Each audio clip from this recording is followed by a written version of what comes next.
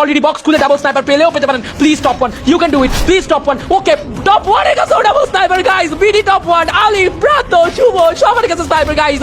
এবার কিন্তু top one sniper দিয়ে নক হয়ে গেছে, বাট সঙ্গে সঙ্গে একটা ওয়াল চলে আসবে রিভাইভ করার জন্য। দিমিত্রি সেখানে ব্যবহার করা হয়েছে। আলিফের কাছে স্নাইপার, লাস্ট মোমেন্টে পুরো টিম, পুরো স্নাইপার টিম, এটা যেন একটা স্নাইপার টিম। এই টিমে কোনো প্রকার স্নাইপার ব্যতীত অন্য গান নাই। লাস্ট জোনে লাস্ট সিনারিওটা কমপ্লিট স্নাইপার ব্যাটল। তবে এই স্নাইপার ব্যাটল যদি উইন হতে পারে ভাই, not only for BD top one, আজকে আমার জন্য এটা কন্টেন্ট ভাই, কজ এই ম্যাচের তো কন্টেন্ট বানতায় গুরু। কারণ ডাবল স্নাইপার 100 পুরো টিম, বাংলাদেশ টপ ওয়ানের পুরো দলটার কাছে ডাবল স্নাইপার। প্রান্তর আরো একটা নক ফিনিশ হবে, 74 এর আরো একটা ড্যামেজ, আরো একটা 107 এর damage. What a shot of one, এবার নক করবে ভাই ভাই ভাই ভাই ভাই। সঙ্গে এবার হার্টেড আর একটা স্নাইপার শট, আর একটা স্নাইপার শট, আর একটা বাংলাদেশ টপ ওয়ান, বাট না, ভাইরাসের একটা শট কানেক্ট হয়ে যাবে।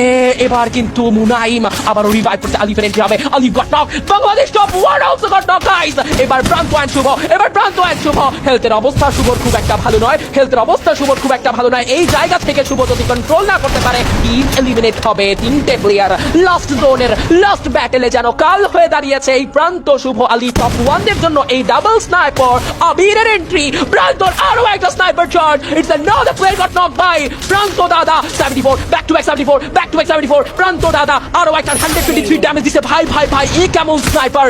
এবার আলিফের বিজনেস অফ হতে যাচ্ছে, এবার আলিফের ব্যবসায় লাল বাতি যেতে যাচ্ছে। কারণ প্রান্ত the new sniper in town, যে স্নাইপার প্লেয়ার থামতে নারাজ, যে মোবাইল স্নাইপার বিন্দু মাত্র কাউকে তোয়াক্কা করতেছে না, পুরো একটা টিমকে। ওয়াট আ শট, 123 লাস্ট একটা শট।